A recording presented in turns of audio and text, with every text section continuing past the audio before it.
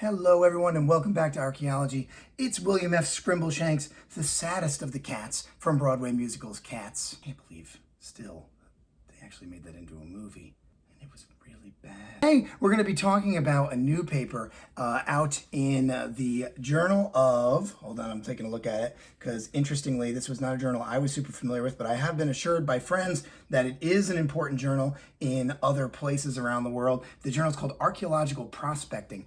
As with other discussions we've had about papers, this is going to be relevant because actually the venue of a paper, where it's published, and is actually really important for understanding the context of it. So we're going to be talking about this paper. It's called Geo-archaeological Prospecting of Gunung Padang, buried prehistoric pyramid in West Java, Indonesia. So this site has been sort of making the rounds, and this paper's been making the rounds in mainstream media coverage, as well as on places like Twitter and social media. A lot of archaeologists have weighed in, so one of those archaeologists was me, so I wanted to come out here and say something here in video format and kind of flesh out my thoughts on this paper and the problems with it. Now, I don't believe in clickbait, yet I've used a clickbait title here for this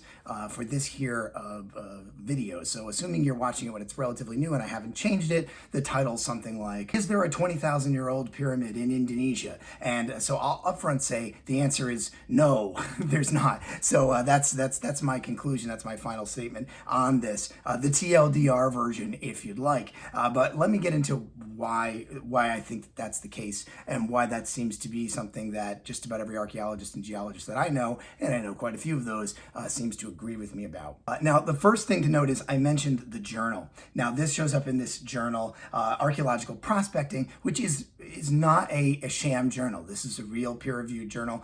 They publish real research, and it seems at first glance to be a pretty good fit for this paper because it's not a straightforward archaeology journal, and it's not a straight geology journal. It's about stuff that kind of falls in between those, usually using, as the name of the journal suggests, using archaeological prospecting techniques. That is things like ground-penetrating radar, electromagnetic resistivity, LIDAR.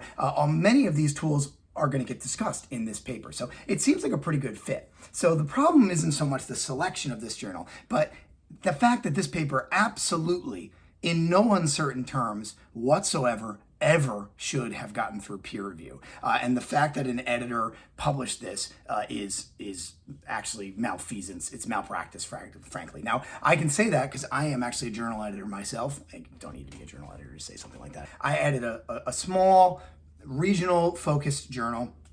It's quite specific to a specific type of archaeology in a specific time period and place. And it's entirely volunteer-based. I don't get paid for it. The peer reviewers don't get paid for it. The editorial board doesn't get paid for it. It's all just a sort of service that we do for the good of our scholarship and the scholarship of our region and our area. And so I don't, I understand that there's limitations to what journals can do, what editors can do. And I understand that sometimes folks will submit papers to a journal that can kind of squeeze through. But this paper has enormous problems, many of them. And not just the fact that the big problem that I'm going to get to later, which is they draw a conclusion that does not follow logically from anything else in the paper, the methodology used, the data recovered, etc. That's the big criticism. That's really its biggest problem. But it also has other problems. As some have pointed out, this paper and these authors are associated with nationalist movements, that the research might have been biased based on a desire to drum up tourism to a particular region, and those sorts of questions. Things I'm not going to get into so much today because I want to focus in on kind of the problems with the paper, and that's sort of the external context. So problem number one with this paper, I would say that's really obvious right from the beginning, is its use of language. Now, that is, I don't want to overly restrict people within the scientific community from writing in a way that's engaging, inviting, and open. That stuff's great. I'm actually a huge advocate for that. That is not what's happening in this paper. When I say that the writing is not typical for an academic paper, that's not what I mean. What instead I'm saying is that this paper is written very specifically using persuasive language. So you might remember from high school or something, right? Learning about different types of writing. And persuasive language is when you are attempting to convince someone of something with your writing. Typically, Scientists do not write in a persuasive approach. Now, that sounds kind of funny because you might think, well, the scientific journal articles, you're trying to convince people of your argument.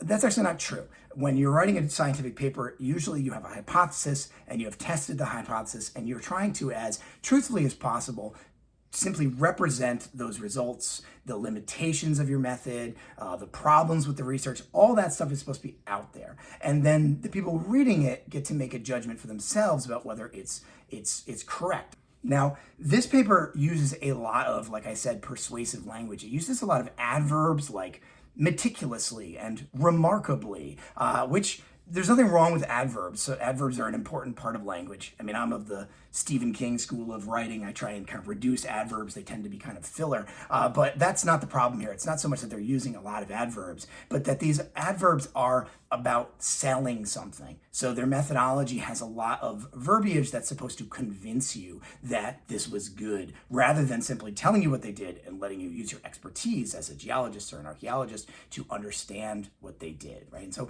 if the criticism I'm going to get for that is to say, well, I'm some outsider who just wants, I'm not a geologist or archaeologist, I want to be able to assess this thing. And so shouldn't they use language that's accessible to me?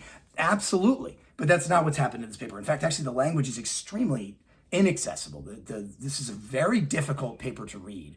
It uses an enormous amount of technical jargon. This is one of the worst papers I've read in recent years in terms of inviting in a public audience. So that's not why they're using this language. This language is not there to make this easier to read for the avocational archaeologist or person who's just interested in these things who doesn't necessarily have that training. It's not. This is actually got a very high barrier for entry, unnecessarily so, perhaps even intentionally obfuscating.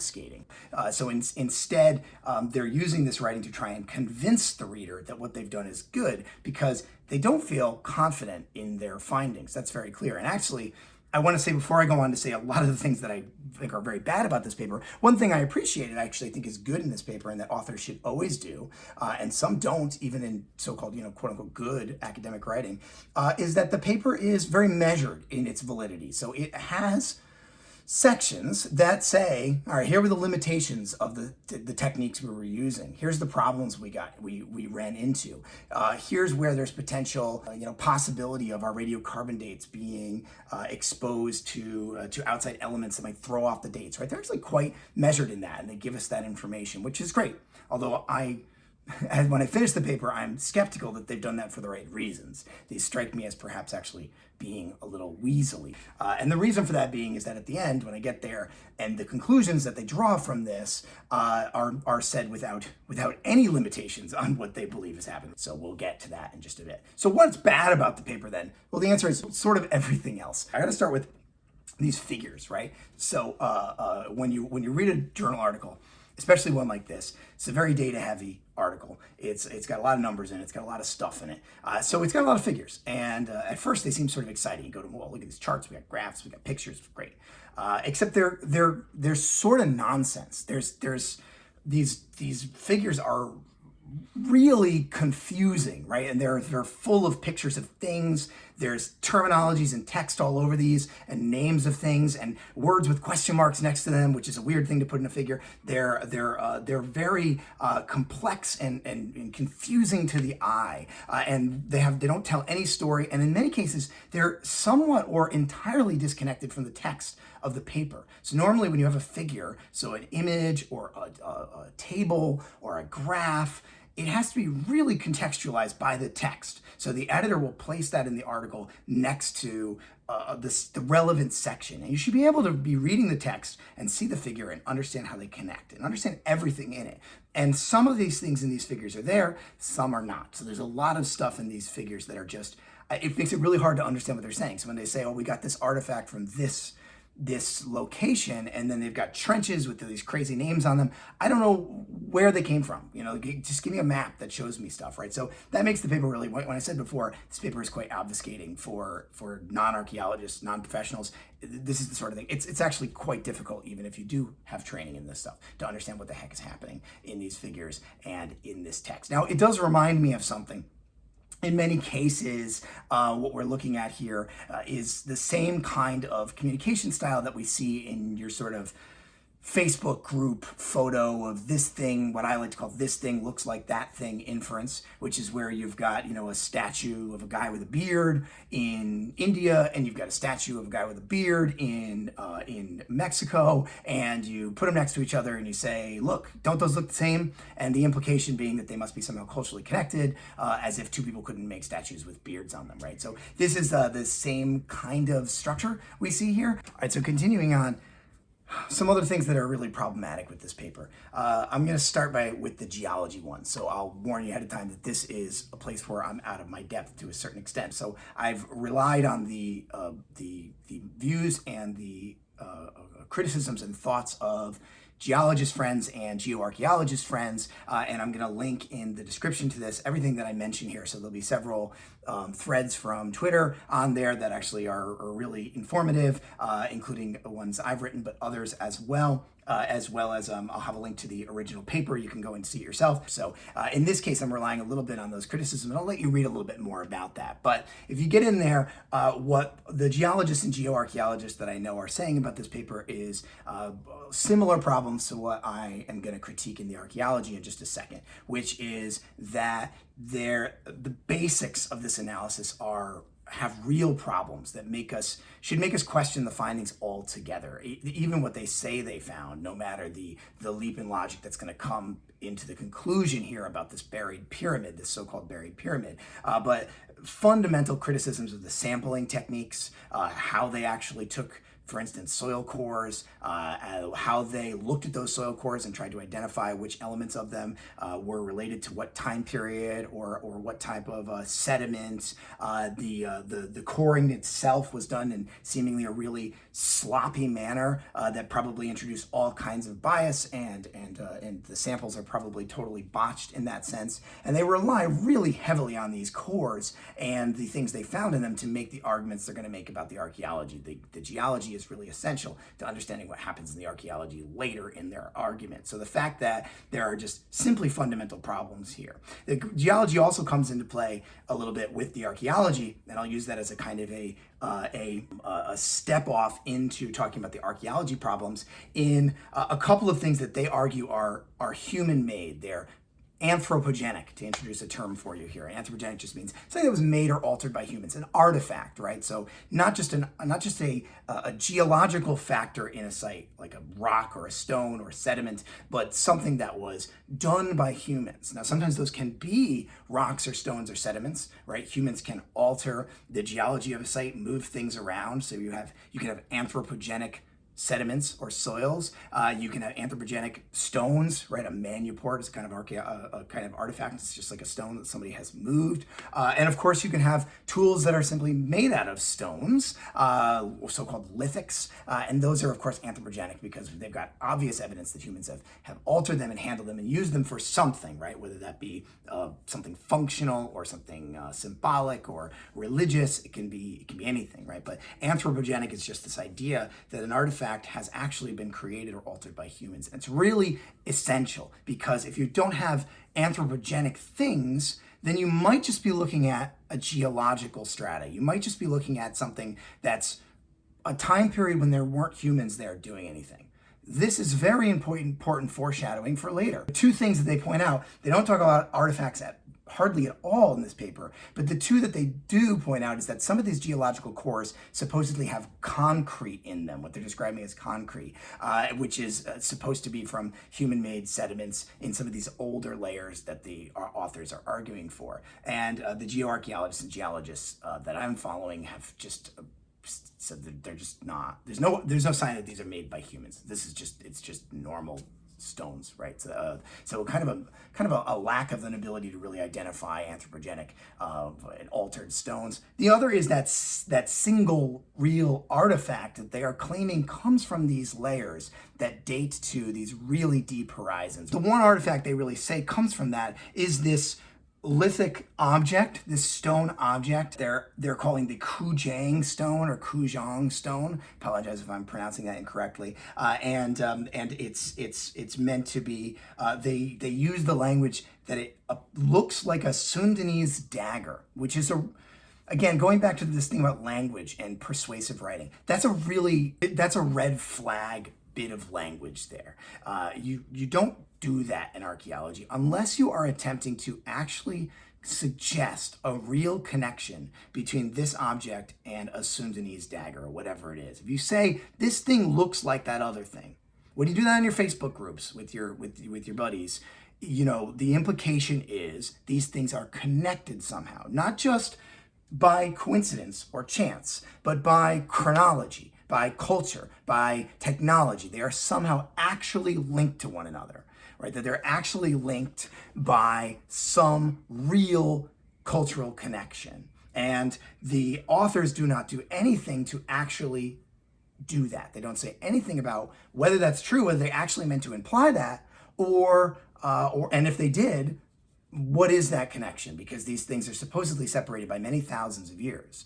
This Kujang stone and the Sundanese daggers have nothing to do with each other. But the implication, I think, here is that they are somehow connected. Right now, again, they may have done that accidentally. I have a suspicion this maybe is actually like a little bit accidental. Maybe I'm giving too much credit to the authors here, but this is my theory. This is my little pet theory, that this was actually a little bit accidental. That these guys come from a world where this sort of inference is normal. That you simply say, yeah, it looks like this other thing, even though that's really misleading in an archaeological paper, because when you say something like that, again, the implication is always going to be that those two things are actually culturally connected, not simply that it just looks like a Sundanese dagger, not just a dagger, not just saying, hey, this rock kind of looks like a dagger.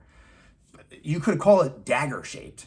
I think that would be fine. It's the addition of a specific cultural reference that's really confusing. So I think these guys might come from a world where that's so common that they may have just done that by a matter of course, without necessarily intending to actually imply that connection. I have no way of testing whether that's true or not, but that's sort of my suspicion. Again, a little foreshadowing for later on. The last thing we'll say here about this Sundanese dagger-like stone is that, again, to me, I didn't think this looks like an artifact. I think now, again, I'm not a lithics expert. I'm not a rock guy, but I know what a polished stone tool looks like. Those are really common archaeological finds in just about every part of the world, and this does not look like anything I've ever seen. This looks like a rock. Now, to be completely fair, it is a really cool rock. I will give them that. It's a very cool rock, and I think you can probably agree with me. It's a neat rock, but I do think it's just a rock. Sometimes it can be hard to tell, especially from a photograph, right, without actually being able to analyze this. And they do offer some microscopic evidence of this. They show you some under microscopy photos of this thing, and those were not particularly convincing to the lithicists in my life. That they thought this was simply a natural stone. Now let's get into the actual the deeper problems with this paper. And the biggest are dating related. The authors are arguing that this site, which is a real site that has extremely cool stuff and is a really amazing archaeological site and is pretty old, it's thousands of years old, but the authors appear to have really wanted this site to be much, much older than that. And we'll see why in a minute.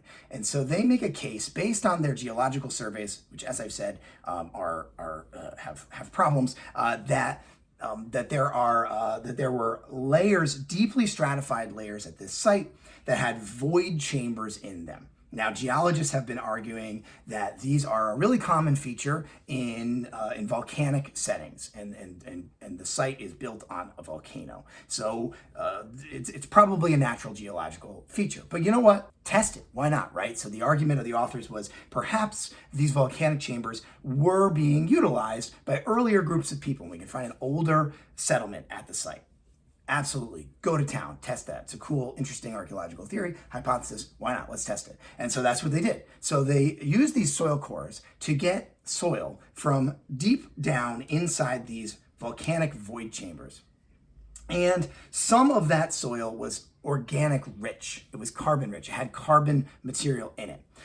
So they used that to date those soils. So let's talk a little about radiocarbon dating. Now, I've talked about this extensively on this channel, and I'll have a link here that you can go and see a complete discussion that I had about radiocarbon dating. We'll call it complete, but a somewhat thorough discussion of radiocarbon dating. I'm also going to have a link out to the original Twitter thread that I wrote about this that kind of got me thinking about this, which is contextualizing radiocarbon dating. But to be really brief about it here, radiocarbon dating is used to date organic material. So carbon-based material. That's why they call it radiocarbon dating. What you're doing is you're dating the ratio of a couple of different carbon isotopes. One of them is C14, carbon 14. That's why it's called C14 dating. And you're looking at the ratio of those two, and you're measuring the breakdown of one of these isotopes into the other one. And carbon has a relatively short half-life, so you can use it for dating sites up to about 60,000 years old, which is relatively short compared to many radiometric dating techniques, but it's great for archaeology because that covers the vast majority of archaeological sites.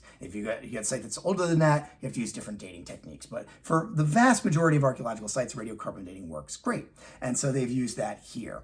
Now, so range is not a problem, but we do have an issue here with material. As I mentioned, to date something with radiocarbon dating, C14 dating, you have to have carbon-based material.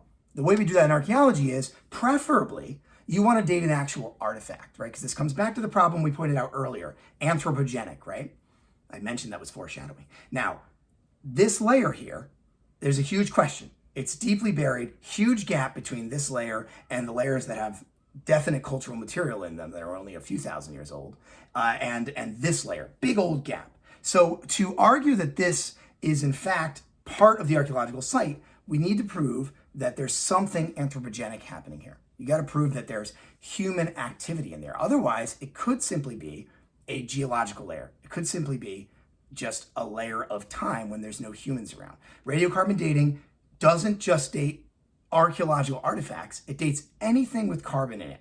So on a regular archaeological site, we're going to try and date an artifact itself. That might be seeds or nutshell from a hearth or a cooking fire, or maybe shells that we think somebody ate, or bones that have clearly been broken up by humans because they're cooking food and hunting and eating that food. Anything with carbon in it.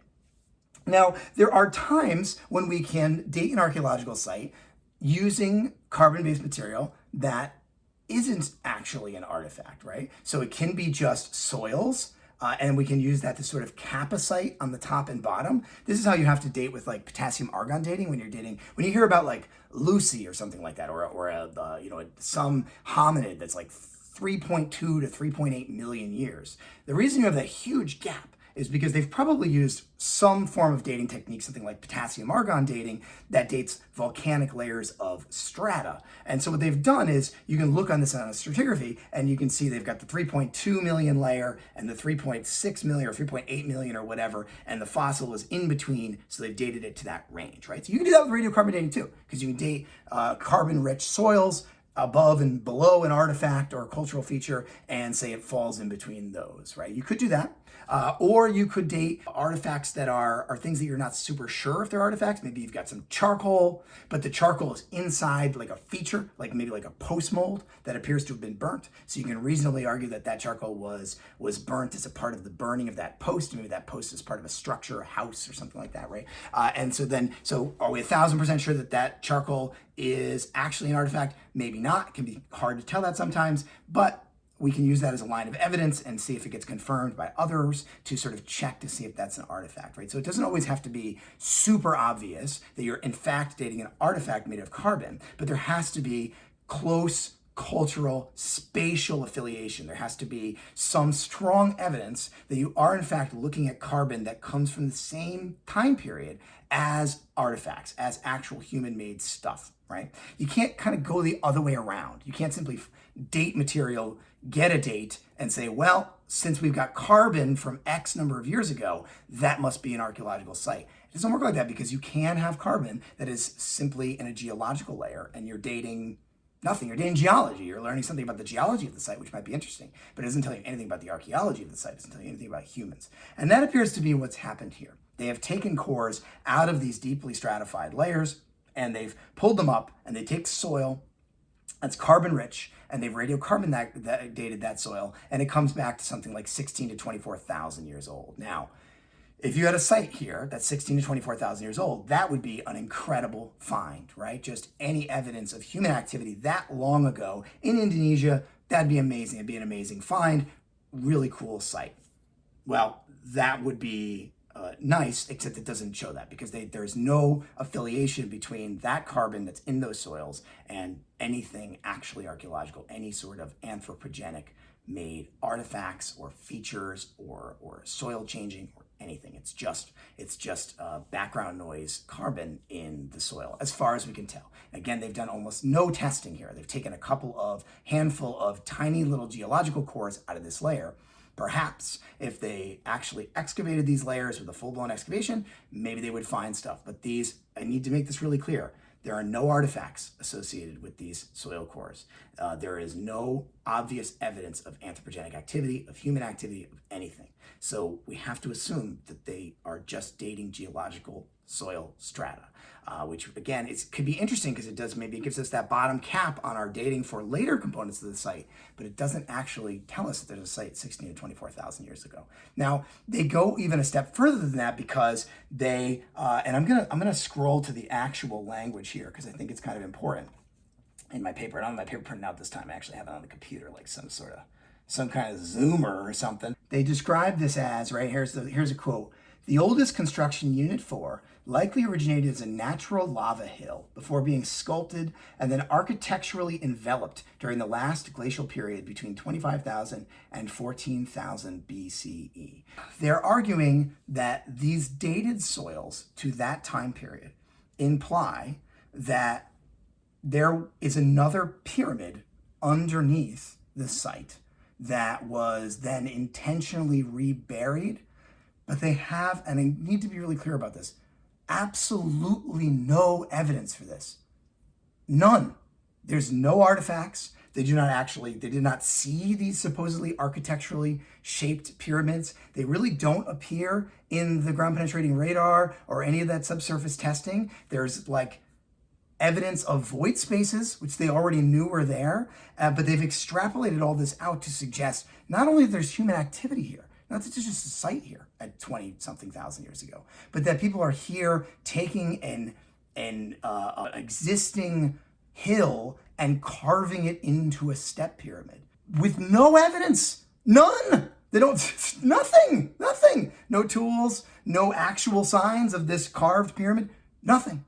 So where does this idea come from? Well, to me, I was sort of flummoxed by this, but it came across, and several people have pointed this out now, that this is essentially the same argument that's made about the so-called Bosnian pyramid, which is also not a pyramid. It is just a natural feature of the landscape. Now, I think we need to really scroll down to our acknowledgments here and note that, in fact, this paper was proofread and sort of signed off, I think, by Graham Hancock himself. Now, I haven't mentioned this up until this point, but of course, this site first came into prominence because it was discussed at length in Graham Hancock's show Ancient Apocalypse, which of course I've criticized heavily on this channel and elsewhere, and so have many, many, many others. I am in fact a part of the mainstream archaeology cabal, and I'm here to hide the evidence from you by making meticulous YouTube videos where I go through the paper and describe it to you in excruciating detail. That's how I like to hide the evidence right there, right? So I don't know these authors. I've never met them. I don't know what their deal is. I don't know what they're going in for. There's evidence of possibilities here, but I don't know for sure, and I'm not going to try and make statements on their character or whatever. But they are engaged in attempting to support the theories of Hancock. And Hancock's theories, of course, to review, are to connect sites from a time period during the Pleistocene, which is the same time period, 16, 24,000 years ago. That's a perfect time period for that, that are all supposedly connected to this super civilization that do certain things like build pyramids, and that civilization was wiped out by a meteor or whatever we decide is the apocalypse this week, and that the survivors of that apocalypse were a group of Atlantean sages who then went out and taught all the people of the world all the cool stuff that they did in antiquity, things like the invention of agriculture or the construction of megalithic structures, and everywhere in the world, and including apparently right here in Indonesia at this site. So there's been a couple of questions that have risen from this. One is, does this paper vindicate Graham Hancock? And I have to say, like, unconditionally, no, it doesn't. So this research was already known to Hancock. It was the basis for what he said in the show. There's nothing new here that Hancock didn't already know about. So the idea that this vindicates the things he says in the show is simply not true. In addition to the fact that it's very clear that the evidence in this paper is sorely lacking. So somehow proving Hancock's theory, it does not do that at all. Another big question that sort of I got was whether or not the authors of this paper were actually lying, right? Were they actually kind of trying to mislead the public about this site?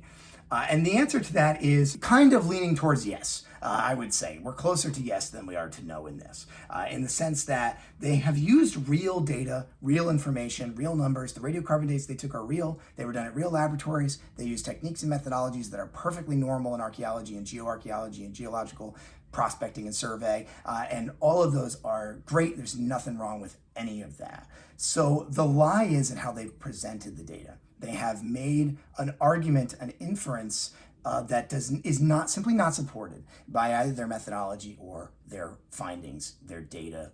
Their conclusions does not logically follow from the data that they've analyzed here.